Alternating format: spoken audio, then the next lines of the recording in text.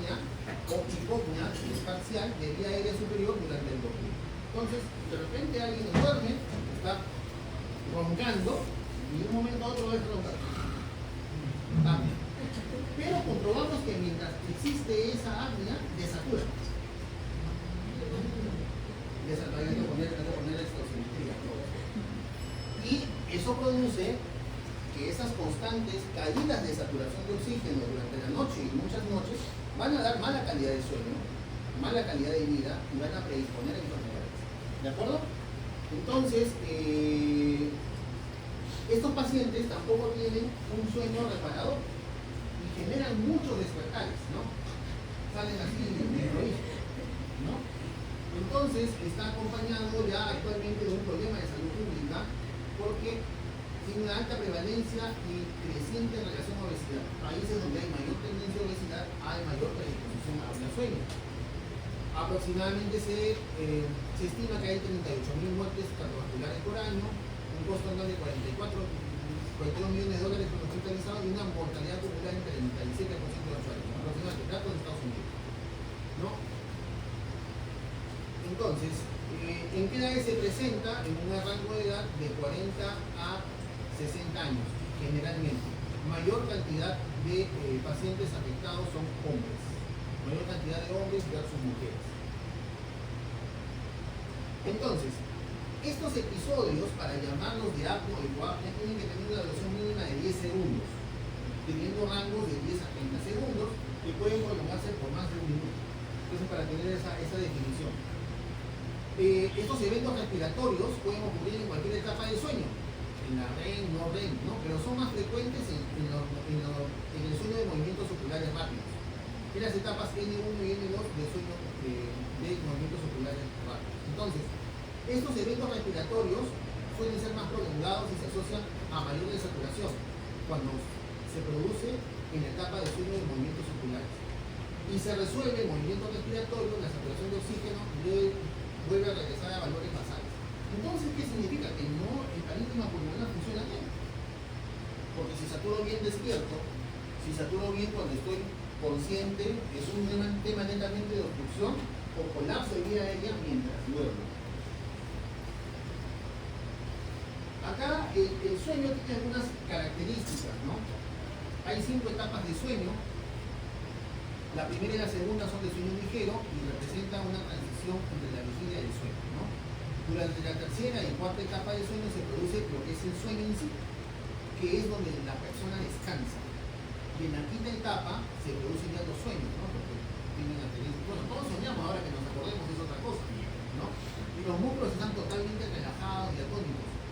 Son acá cuando se producen las apneas más peligrosas y son las más largas, por el tema de la hipotonía y la relajación total del paciente. Entonces, valorado el sueño de esta manera y dividiendo más o menos la calidad del sueño, cuando tenemos un sueño profundo, que es lo que facilita el descanso corporal, estas etapas pueden estar divididas en la etapa 1, 2 a 5%, de la etapa 2, 50%, y de estadio 3 y 4 a 20-25% de total, ¿no? Y cuando ya alcanzamos el sueño profundo, deberíamos tener esto en un 20 a 25% del total del sueño, ¿no? Entonces, si vemos más o menos la división de los estadios del sueño, podemos valorar bien si nuestra calidad de sueño es buena o no. Porque si tenemos despertares prontos, entonces no vamos a llegar a esto, nos quedamos acá. Entonces nos falta completar el sueño. Por eso que venimos a dormir a clase, por ejemplo. Entonces, en el curso de un sueño normal, ¿qué se produce? Una ventilación alveolar disminuida, que es normal. La presión de monóxido suele aumentar lentamente. Ello que contribuye a que la presión parcial de oxígeno disminuya de 3 a 10 milímetros de mercurio. En condiciones normales no pasaría nada. No pasaría nada. Y por eso, por ejemplo, que nuestros pacientes pulmonares, sobre todo con fibrosis pulmonar, o que tienen una tendencia a tener una saturación baja, a veces recomendamos que duerman con oxígeno. No es porque el tema que necesiten, de repente porque como va a caer una saturación y está con una saturación 90 o 89, por ejemplo, un fibrosítico le recomendamos duerma con oxígeno. Porque va a tener una mayor tendencia de tener la saturación si no nadie se da cuenta. significa que mi porcentaje de saturación puede caer en un 2% por el intermedio de basal, ¿no?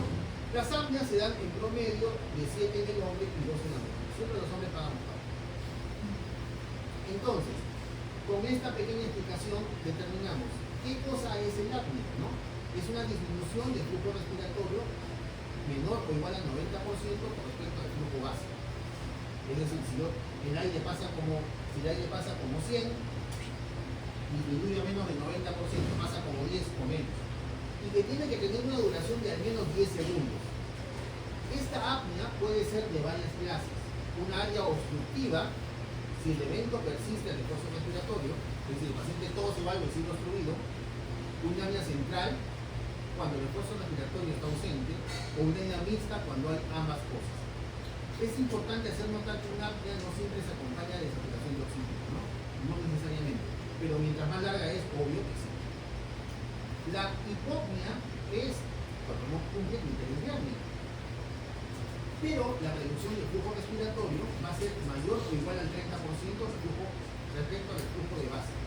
Y también tiene que durar al menos 10 segundos de duración y acompañarse con una desaturación mayor o igual a 4% en relación al control basal. Entonces, ¿a qué llamamos apnea obstructiva del sueño? A identificar signos y síntomas compatibles que se asocien a un índice de apnea o hipoapnea mayor de 5 eventos por hora. O sea, tengo que tener un registro en el paciente que se producen estos eventos de apneas, ya caracterizado como 10 segundos y demás, o hipopneas que se presenten a mayores de 5 eventos por hora. La presencia de estas apneas o hipopneas durante el sueño desencadena respuestas inflamatorias, cardiovasculares, neurocognitivas, metabólicas que incrementan la mortalidad. Ahí está la importancia. Entonces, dicho ello, tenemos que se produce una disminución del flujo aéreo, ¿no? Hay pérdida del tono muscular en las vías aéreas superiores producto del sueño. Esto todos los tenemos, ¿no? Pero hay algunos factores que promueven al cierre de la vía aérea, como la presión intraabdominal negativa, sobre todo los que mantienen la normalidad de esta con la activación de los músculos dilatadores. ¿Qué es lo que se produce? Una caída, ¿no? Por ejemplo, en este caso, se cae la luz. Y ahí se produce una relajación total, ¿no? Y acá hay un círculo vicioso. Existe una hipoventilación, produce desaturación, aumenta el CO2, hay mayor refuerzo respiratorio, fragmentación del patrón del sueño, logro dormir, apertura y calibre de vías aéreas, hiperventilo por el efecto del movimiento del esfuerzo respiratorio, baja el CO2, se produce lo que es el colapso, hipoventilo y así sucesivamente. Entonces, es un círculo vicioso en el cual el paciente está expuesto noche a noche. Existen factores de riesgo a presentar esto. La obesidad es lo principal. La obesidad es lo principal, ¿no? Cuello corto, obeso, sedentario. Sexo masculino, incrementa por edad, ya vimos el grupo etario donde está. La menopausia en mujeres también hace que se equipare lo que es la casuística de prevalencia en mujeres. Alteraciones craneofaciales y de cuello, hipotiroidismo, antecedentes familiares, drogas biorelajantes o opioides. Pacientes que toman diazepam, midazolam pueden tener mayor tendencia a que exista mayor laxitud de la musculatura, tabaquismo y alcohol, ¿no? Lo que les gusta, el brindis también tiene mayor predisposición. Ahí, fuera que se pueden aspirar, también entra en apnea hipoapnea. A nivel de epidemiología ya se valoró y las comorbilidades que pueden estar asociadas, ¿no? Alteraciones cardiovasculares, tienes hipertensión arterial y cuando da por este motivo es resistente o refractaria.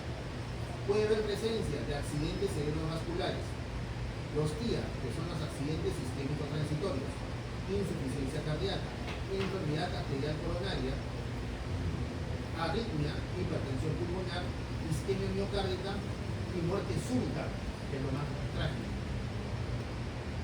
Además, existe una correlación importante entre la magnitud del síndrome de apnea y la morbilidad cardiovascular. Es decir, mientras más grave tengan los episodios de apnea, mayor efecto a nivel cardiovascular voy a tener. Y acá lo que existe pues es una hipoxia intermitente, fragmentación de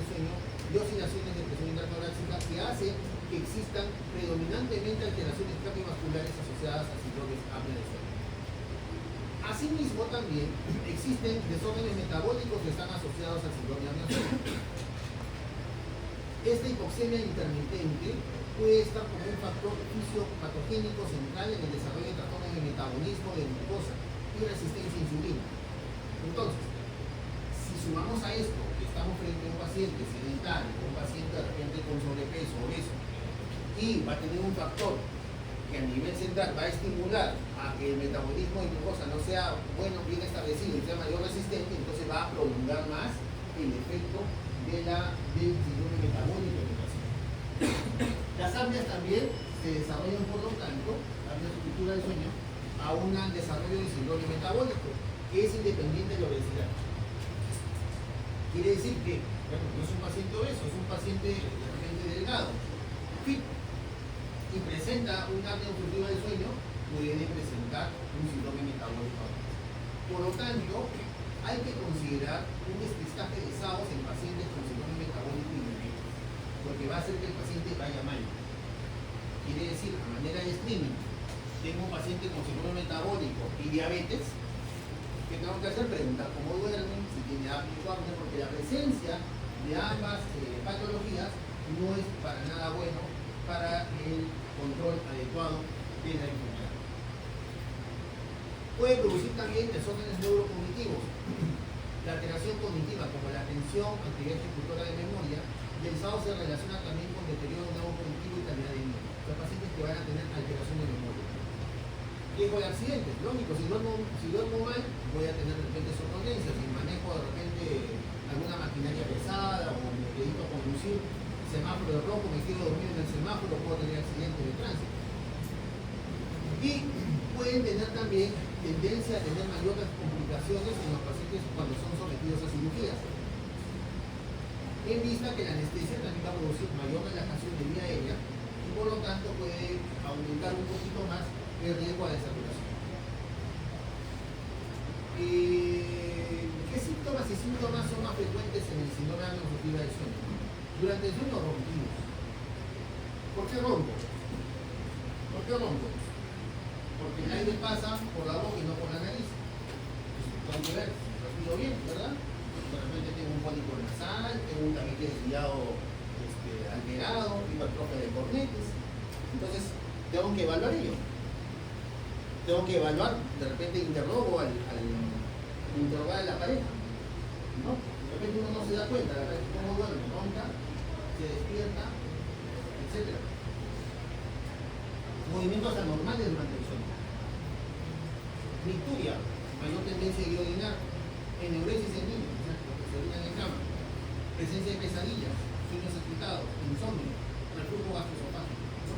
Y durante la vigilia, podríamos nosotros indagar en el paciente si tiene mayor somnolencia durante el día, si se cansa más rápido, se duerme, sensación de dueño no reparador, es decir, despertarse con sueño, despertarse cansado, cansancio crónico, cefalea matutina, mal humor, apatía, depresión, da pena, ¿no? Todo lo que puede causar, disminución del libido, impotencia sexual, etc. Entonces, son síntomas que están presentes durante todo el día y tengo que hacer, de repente, si es que lo han valorado, ponerlo en la currícula, es más buscar sintomatología general más que una patología netamente respiratoria, aunque está afectada la vía aérea. ¿Qué es lo que tenemos que hacer al abordar un paciente? Desde el punto de vista nutricional, ver su sistema nutricional, ver que su talla, ver el IMC, recomendar aquellos pacientes con obesidad, IMC más de 30, 50% de ellos van a tener síndrome de apnea obstructiva del sueño, ¿no? Podemos hacer mediciones, circunferencia de abdominal, de cuello. Aquellos pacientes con SAOS con una circunferencia de cuello mayor a 43 son los que predominantemente van mal. Inspección visual de localidades en el tamaño de mandíbula, nariz, etc. Entonces, tengo que descartar mediante una evaluación por otorrino, que vea la vía aérea superior, ¿no? Evaluación nutricional, le hago un examen respiratorio, cardiovascular, neurológico, puedo hacer espirometría, ¿no? Para ver un síntoma de overlap, si hay una presencia de obstrucción tipo asmática, que se hace fibrótica, etc. Entonces, de esa manera, valorar de manera conjunta.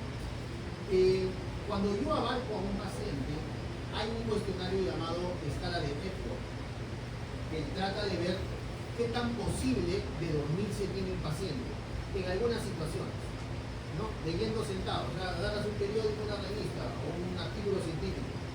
¿Qué tanta probabilidad tienes de dormir? Baja, alta, moderada y hay un puntaje, ¿no? Viendo la tele, ¿no? De repente los viejitos, mi viejito era así, ¿no? Me quitaba el control remoto, yo ya sabía que igual se dormía. Ya, toma nada más. 5, 4, 3, 2, 1, seco. Me quita el control. ¿Qué posibilidad tiene de dormir? Mucho, ¿no? Sentado inactivo en un lugar público, por ejemplo, en una sala de espera. Están esperando algo, seco, dormido. Que no duermen bien, ¿no? Descansado durante una tarde, sentado y charlando con alguien, ¿no? La conversación. En un taxi, en un paradero. ¿Quién se ha pasado ahí de micro? Yo 2 veces me pasé. Me fui hasta el paradero final. Hasta el paradero final, no. Felizmente tenía para la vuelta. 2 veces me he pasado.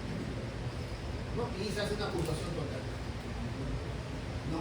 El diagnóstico de esto se hace por una polisomnografía. ¿Qué es una polisomnografía? Tiene combinación de un electroencefalograma. Vamos a ver ondas cerebrales. Vamos a ver si el paciente llega a dormirse o no, en qué fase de sueño queda. Electrocardiograma, valoramos cambios a nivel del EKG. Electromiografía de mentón, medición de esfuerzo respiratorio. Tiene sensores a nivel del tórax para ver si hay esfuerzo respiratorio y para valorar también el número de frecuencia respiratoria. Valoramos flujo aéreo según la fuerza. Y oximetría de pulso, un registro de la oximetría a nivel durante todo el sueño. Entonces es un examen que se realiza dormido. Internamos al paciente y lo que se hace es simplemente poner cámaras, tener un registro visual, alguien que controle la máquina y luego interpretar. Entonces la polisomnografía va a detectar los diferentes estadios del sueño, van a detectar también los cambios asociados con la respiración, la función cardíaca, es decir, en conjunto, valorando una evaluación conjunta de lo que es la calidad del sueño. Y es una herramienta diagnóstica de referencia. Podemos también nosotros, por ejemplo, si desde el punto de vista de screening, y si está descrito manejar lo que es la poligrafía nada más, ¿no? La poligrafía es los sensores a nivel de tórax con la oximetría durante el sueño, ¿no? No mido lo que es el efecto a nivel cerebral, pero podría orientar como una manera de screening. Y ya al final, cuando yo detecto que si hay alteración, mandar una polisomnografía, ¿no? Entonces me sirve para corroborar el diagnóstico, observar tipos de arritmias si existiera, valorar severidad y distribución de las apneas. Aquí hay dos valores, uno del índice de apnea y el índice de hipoapnea. El índice de apnea es el número total de apneas en una hora y de hipoapnea es el número total de hipoapneas en una hora. Y con ello me permite establecer lo que es el índice respiratorio, que es el número total de apneas y hipoapneas que presenta el paciente, que es actualmente lo más utilizado. Con ello me permite clasificar el síndrome en leve, moderado o severo. Leve de 5 a menos de 15 vientos por hora, moderado de 15 a menos de 30 vientos por hora y mayor de 30 vientos por hora una calificación de apnea y hipoapnea severa. Más o menos esto sería un laboratorio de sueño, ¿no? Mirando ahí, cámaras a todo lado y un paciente durmiendo con todos los sensores. Me dan patrones a nivel respiratorio, electrocardiograma y calidad de sueño y también dosimetría. Entonces, es un examen bastante complejo. Me permite también establecer algunos tipos de diagnósticos diferenciales en caso de no encontrar nada, ¿no? Sueño inadecuado, con higiene de sueño, pacientes con dolor, de repente por dolor, sobre todo en oncológico, no duermen y no nos damos cuenta. Trabajo nocturno, ¿no? Pacientes de repente hacen guardias o los vigilantes de tarde y noche van a tener mal patrón de sueño, sobre todo si alternan turnos noche, mañana, mañana, noche. Uso de medicamentos, drogas, pacientes con síndrome depresivo, pacientes con insomnio crónico, narcolepsia y apnea del sueño en sí constituyen las principales valoraciones a diferenciar con ello. ¿Qué es lo que queremos al momento de intervenir un paciente con síndrome de sueño? Disminuir el riesgo de muerte, disminuir el riesgo cardiovascular, cerebrovascular, prevenir accidentes de tránsito y mejorar calidad de vida. A nivel de tratamiento, un enfoque conservador inicial es hablar con el paciente, orientar a que baje de peso, a que haga ejercicio, mejorar la higiene del sueño, escoger la mejor posición supina del punto lateral según la característica del paciente para que duerma. Podemos usar descongestionantes nasales, ¿no? De repente para que respire mejor, cesación de fumar, evitar sedantes, evitar el alcohol para dormir. Y al final de todo, el tratamiento viene a ser el CPAP en aquellos con cuadros severos. El CPAP está indicado en todos los pacientes con un índice de apnea hipoapnea mayor de 30. ¿Ya? Son mascarillas que van a cubrir la nariz y boca, o también hay otros que solamente nariz, que van a dar presión positiva. Es decir, la máquina detecta el paciente en el cual hay menos caída de flujo y lo que hace es poner aire, es el CPAP. Y el CPAP es que al momento que el paciente toma aire, pone flujo. Es como si está un carro en movimiento y sacamos la cabeza para respirar. Entonces no solamente respiro el aire, sino que entra con fuerza.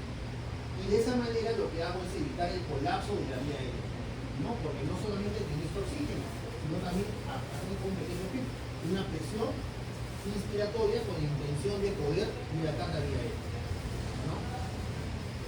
Este tipo de indicaciones con más de 30 episodios por hora, por lo menos de uso de 4 o 5 horas por noche, al menos 5 noches por semana para tener algún tipo de efectividad, ¿no? Estas son los CPAPs, que son máquinas pequeñas, pueden ser nariz-boca o solamente nariz, y son pacientes que ya de uso crónico los manejan de esa manera, ¿no? Cuando existen ya alteraciones a nivel anatómicas, podemos utilizar dispositivos vocales o también la uvulopalato-faringoplastía con un acto quirúrgico que podría tener un resultado positivo en 50%, pero hay también mucha recurrencia y usualmente ya no se está haciendo eso, ¿no? Más se está usando el uso del CPAP en pacientes